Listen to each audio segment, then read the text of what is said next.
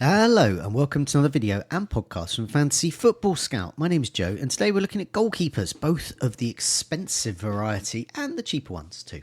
Before we do that, just want to give a bit of a plug to the members area at Fantasy Football Scout. There's been some big developments this season, particularly for those wanting to access all the stats and gadgets and tools on the go with the launch of the Fantasy Football Scout app. I've already downloaded it myself and really enjoying that. It's really good. It's all integrated as well with FPL Plan as well, so you can do this the planning of your fixtures and your team. You can see how your team's going to look in 4 weeks' time, that type of thing. But all lots of tools and gadgets there that are in the members area. Also, the members area's got loads and loads of exclusive articles and exclusive parts of articles, those types of things, which is what we're going to talk about today, about goalkeepers. There is a great article by Neil and the team at Fantasy Football Scout there, which you can have a look at, which will explain a lot more about some of the issues that we'll talk about with goalkeepers, because they're quite important. Well, they're obviously important in real life, but it's important for us because you need to get it right, because you really don't want to be spending your transfers on goalkeepers. What you want to do is you want to spend your transfers getting those heavy hitters, getting the best captaincy in for that week. And goalkeepers, you just want to rely on them to play every week, and just to sit there very nicely in your team. So what are the sort of strategies to look at, really? Well, I'm going to put just put the fixtures up, first 6 fixtures, as we talk. So the strategies, really, you can go really cheap. You can get a 4.5 starting goalkeeper and a backup who's 4 million. So you can do that from the same team, and there's only 2 where you can do that, with West Ham with Areola and Fabianski, and at Brentford as well, Flecken and his backup. You can do that there, but the rest of them you basically have to sort of get a dud. So you get whatever. For example, you get Henderson, but then if you get Fabianski to back him up, if Henderson gets injured, Fabianski might not play because Areola will play for West Ham. You're stuffed. The other option is get 2 4.5 goalkeepers. That gives you the flexibility. No, you're not going to have to make a transfer. Say you get Henderson in, gets injured. Well, hey presto, say Flecken is on your bench, and you can play them as well. Also, you can rotate them, but you run the risk of getting it wrong every week. Or you can just go expensive. You can just get the Arsenal goalkeeper rare, get Alisson, Edison, and you can just get them in, and they're going to play. There's a higher chance of clean sheets. But you can kiss goodbye to saves because their defence is too good. So they're not going to make many saves. You can kiss goodbye to bonus, because if they're not making any saves, if they're not really doing much, they're not really going to get you many points. You can get 6 points or 2 points. that's going to be your lot there. But then again, 6 points for a goalkeeper would be good, but you've got to spend more to get that, and you might get that from rotating goalkeepers or a cheaper one. You see the pitfalls there. So, looking at the first 6 fixtures, wildcarding as well is important as well. So, I looking at these fixtures here, if you were to wildcard really early on, Henderson at Crystal Palace and Flecken are good goalkeepers to have in a rotating 4.5 pair, for example, because Crystal Palace have got pretty good fixtures. Brentford, West Ham. Then they got Chelsea away. That's tough. Then they got Leicester, Manchester United, and Everton. So you can pretty much play Henderson for most of those. You probably wouldn't want to play him for game week 3, maybe. But hey presto, Flecken plays Southampton at home then. So you can make that switch as well, which is quite good. Looking here, but if you were looking to do, say, a longer one, so the first 6 fixtures here, you see Wolves are right at the bottom of this. They pretty much only got one good fixture, Nottingham Forest away in game week 3, and even then I expect them to concede. But you can, if you were doing a longer term fixtures, because sort of game week 9ish, if you're not planning to wildcard early on, game week 9ish, Wolves fixtures turn brilliant, all the way up to Boxing Day. So you can, if you're planning a really late wild card, you could get Sarr in early. You can have him as your backup to, say, Henderson at Crystal Palace, who's got Chelsea in game week 3. Or you could just go, whatever, I'm just going to get Alisson in. Alisson, Ipswich, Brentford, Manchester United, Nottingham Forest, Bournemouth, Wolves. He could end up with, 5 out of 6 clean sheets. You never know. I wouldn't expect him to get that many, but he's got the chance of getting those as well. So you can go for those ones as well. So there's lots to think about as well. Let's have a look at the most popular goalkeepers so far. So before we look at some stats here, so yeah, I mean, what I was saying about going for an expensive goalkeeper, a lot of people are doing that. So you get expensive goalkeeper and you get their backup. Sorry, you get a backup goalkeeper who's just not going to play, but there's 4 million. And that's exactly what people are doing. So I would say, yeah, it's 23%. So getting on for nearly a quarter of teams have gone for Raya. They've just said, Arsenal, brilliant, we'll get them in. I personally wouldn't do that. They have got Wolves and Brighton at home in the first 3, but they've also got Aston Villa away, Tottenham away, Man City away in the first 5. So, yeah, I would not... I think you can be looking at a couple of clean sheets tops there. And as I said, they're not going to get the saves. So Turner at 4 million, the Nottingham Forest goalkeeper that will not play. So his price will go down because people are going to soon realise that. And they might not want to go for that. Pickford at 5 million is in nearly a fifth of teams. Then you've got Flecken at 4.5, who I mentioned is quite good in a rotation. But with Brentford's fixtures, they have got Liverpool and City away in that first 4, but they do have Crystal Palace and Southampton at home. So, yeah, there's definitely 2 fixtures you can play him, 2 fixtures you won't want to play him. Martinez, 5 million. Aston Villa's first 2, not great, I would say. They got West Ham away, then Arsenal. But then they've got Leicester, Everton, Wolves and Ipswich. So, for me, Martinez is someone for game week 3 if you're going to go that route. But we'll look in detail at some of their stats as well, and just to see whether it's worth going for some of these more expensive players. Then you got Alisson Becker at Liverpool, which is that. I mean, they've got pretty great fixtures. Probably wouldn't get a clean sheet in game week 3, but yeah, you can see why they've gone there. Areola, I kind of like Areola. West Ham are really invested. I'd like to see them what they're what they're going to do with a lot of their new players. But they've invested in midfield, defence, and attack.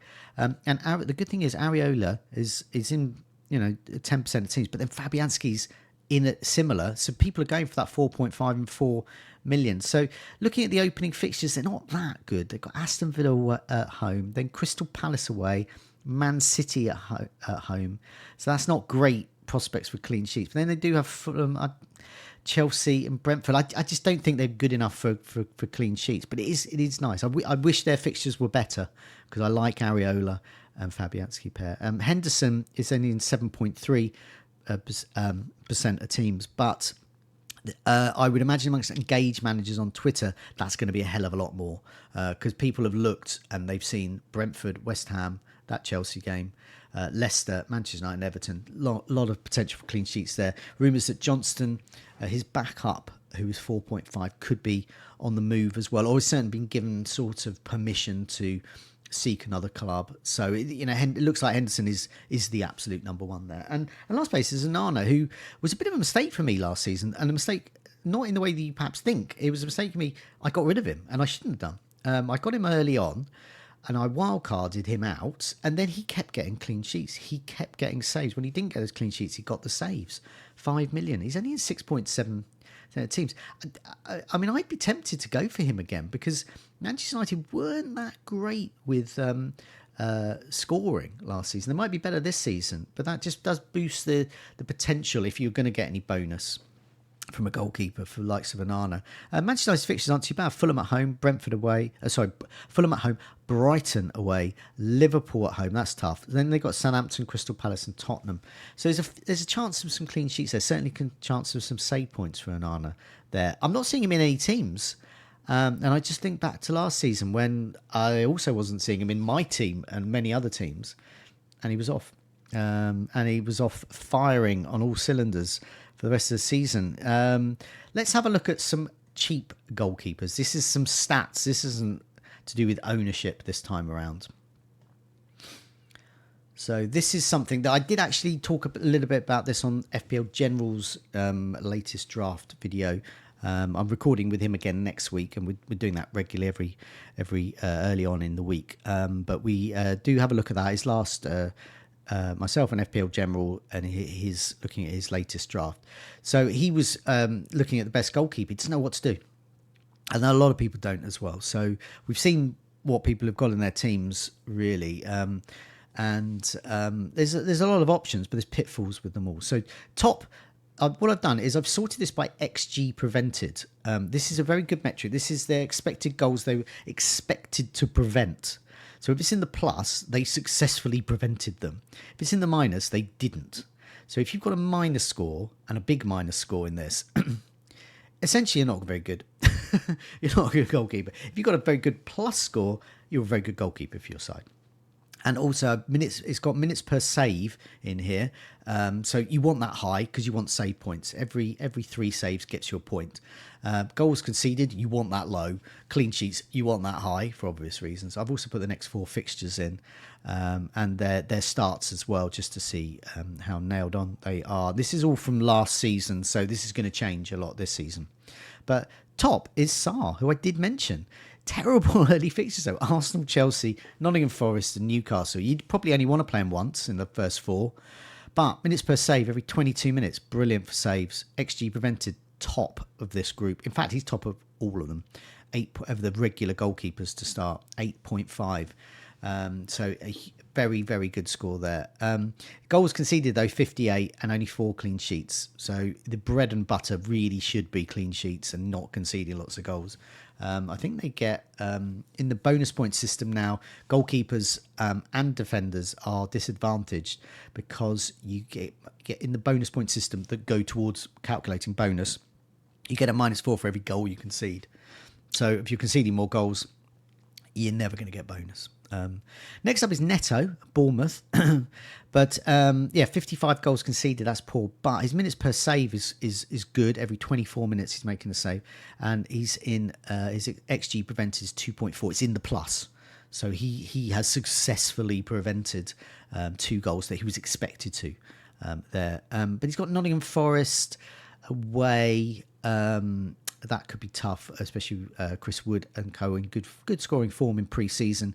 Newcastle at home, Newcastle didn't travel so well last time, but you never know. And then they got Everton and Chelsea, so there's not a lot of scope there. I'm not seeing a Neto teams for good reason. Next up is Sanchez at Chelsea. Chelsea. I joked yesterday on social media that Chelsea's strategy appears to be buy all the goalkeepers in the whole world. That's their strategy, so no one else will ever have a goalkeeper. They've just signed another one. I've lost track of how many are on their books now. Sanchez probably is their number 1, but I wouldn't guarantee it. But he's only 4.5. All of these goalkeepers are 4.5, by the way. He's okay for minutes per save, every 26 minutes to save, so not as strong as Sarr or Neto, but still okay. XG prevented, he's sort of on par, is -0.2, which basically means he pretty much saved what he was expected to. But he does have start with Man City, that's going to put people off. Then he does have Wolves, Crystal Palace and Bournemouth. But I think there was just doubts, is he definitely going to start? I mean, I presume he will. And he's got terrible first fixtures, so you would need to get someone else in to sort of match him up there for the first fixture.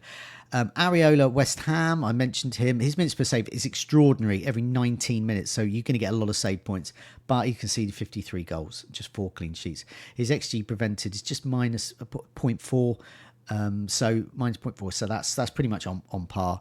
Aston Villa, Crystal Palace, Man City, Fulham next. But I mean, he's nailed on. I mean, I just wish his fixtures were a bit better. Henderson at Crystal Palace, he's the most popular. He's currently in my side as well. He's got only conceded 30 goals. His clean sheets 4. Minutes per save every 27 minutes, pretty good. His XG prevented starts to get heavy in the minus here. So there was 2 goals he was expected to prevent, and he didn't. So it's -2.1. But he's got Brentford, West Ham, Chelsea, Leicester, so you compare him up with Flecken, who we'll mention in a second. Next up is Brighton's Verbruggen. He is out for the first game. It's going to be Jason Steele's going to start, but you would imagine that the Netherlands goalkeeper Verbruggen will be the regular starter there. Game weeks 4 and 5, worth noting, they are two very favourable home games against Ipswich and Nottingham Forest. Minutes per save every 28.6 minutes. XG prevented was minus 2.5. So like Henderson, it's a couple of goals that he should have prevented. Fixtures are tough though early on. Everton, Manchester United, Arsenal. Then he's got that Ipswich game, and then Nottingham Forest after that. Flecken, I mentioned, a good pairing with Henderson. It just dovetails nicely. First few fixtures in game week. So Crystal Palace, Liverpool, and then Southampton at home when Henderson has Chelsea away, and then he's got Man City away. Doesn't matter because if you've got Henderson, you can play Leicester. If you're going for Flecken and his backup, be prepared. You're going to have to play him in all of these matches. So I wouldn't do that. And last up is Sells. Now they've got Miguel, who everyone, I don't know, 20-foot tall goalkeeper they've signed, but I haven't really seen him in pre-season. Sells has started. They've been conceding. Flecken is minus 6.7. So he's pretty bad as a goalkeeper in relative terms to these guys. Sells is really bad, minus 9.5. He should have prevented 9.5 goals that he didn't. So he's a hindrance. Now, a lot of talk has been there. The expected goals conceded from Nottingham Forest is actually pretty good. Their defence is pretty solid. So Sells has been letting him down. So they definitely need a new goalkeeper. I can't see them sticking with him. But good early fixtures. If you can nail the Nottingham Forest goalkeeper. But who is it? Bournemouth, Southampton, Wolves and Liverpool. And also there amongst the rumours floating around this summer that Ramsdale from Arsenal, the backup goalkeeper at Arsenal, may join Nottingham Forest. So that is something to consider there. But as you can see, there's a lot of good options here, and each one has a sort of a pitfall in them, and it does give you that option. If I desperately didn't need the money, I would go for 2 4.5s. I'll get Henderson and Flecken and just have Flecken as a backup there. I suspect I will go a risky route of Henderson and a 4.0, and I just wish Areola and Fabianski had better fixtures. Let's have a look at some expensive goalkeepers, because this could be a way around some of these pitfalls. Just get a guy who's going to get lots of clean sheets and not concede many. But as you can see with this table, and if you're listening to this on podcast version, I will read this all out. So I'm not just going to say, hey, look at this table, bye. So best expensive goalkeepers. I've sorted this once again by expected goals prevented. And these are all pretty strong, really. These are all, many more of them are in the plus. And when they're in the minus, it's not that many. It's only a couple towards the end, which we'll mention, that they're in the minus for the XG prevented. I put their goals conceded on the whole pretty low, apart from some outliers. Mentioning names, Vicario at Tottenham. There's a lot of goals conceded there. I put their cost in as well. They're either 5 million or 5.5. No one more expensive. And that reflects how the bonus points have changed. They're expected not to do so well. So you're not going to see any 6 million goalkeepers.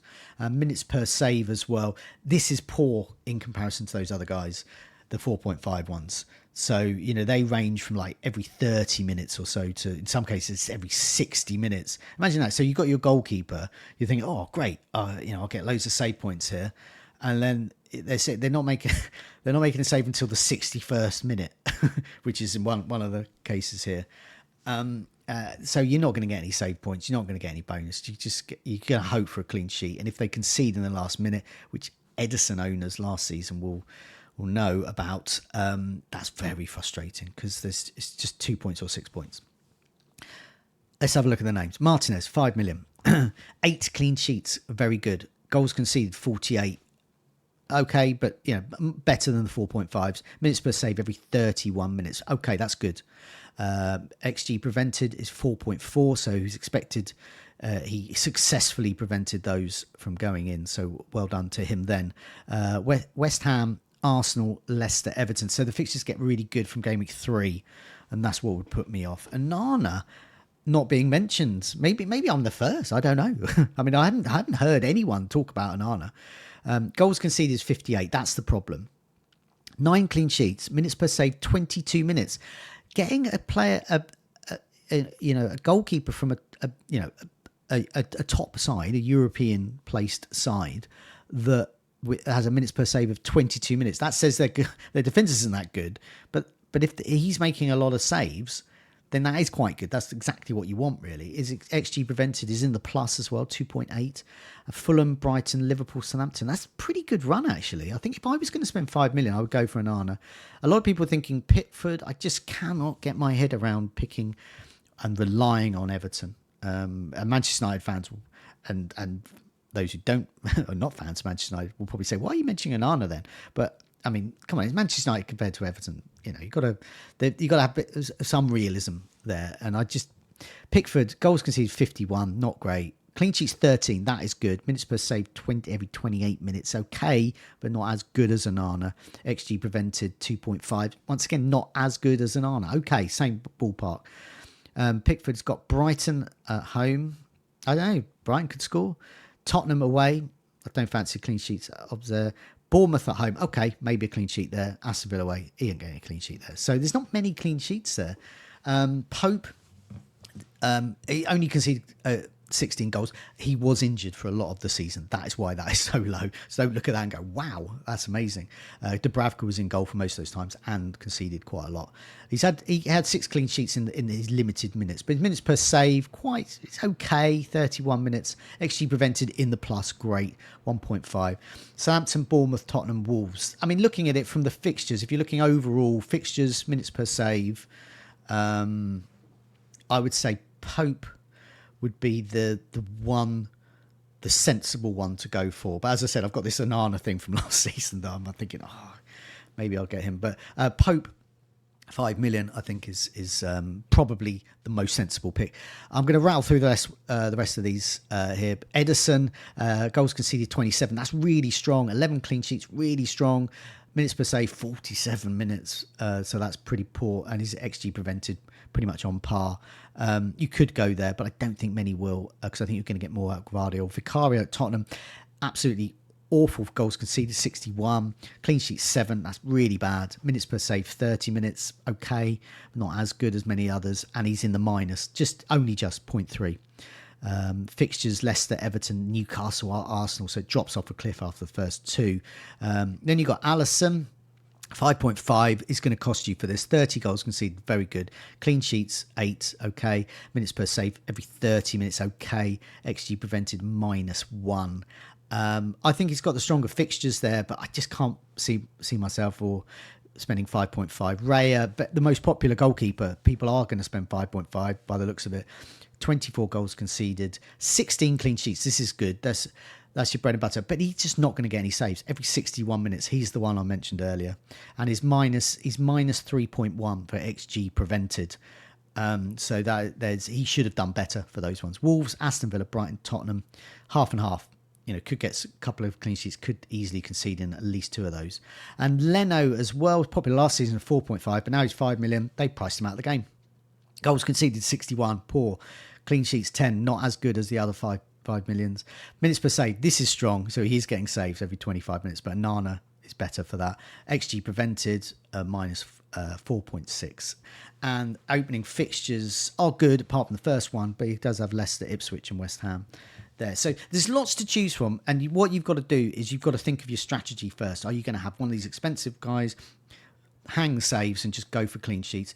Are you going to go for rotating goalkeepers? Are you just going to go cheap as possible? Can you get the backup like Fabianski, Areola sort of thing? And I think most people are probably going to go for some kind of 4.5, either rotating or just have a 4.5 as a backup, or save a bit more money, 4.5 and a 4 million, and just hope for the best. And that's probably the way I'm going to go into this, because I just don't think goalkeepers can get as many points. I hope that's been useful. Do press that like button. Really helps us out. Do subscribe wherever you're listening to this, and also do subscribe on YouTube as well, so you keep up to date with all our latest videos, and obviously wherever you get your podcasts, you can keep up to date with our latest podcasts as well. It's really, it would really help us out. It would really help you out as well, because then you won't miss any of our content as well.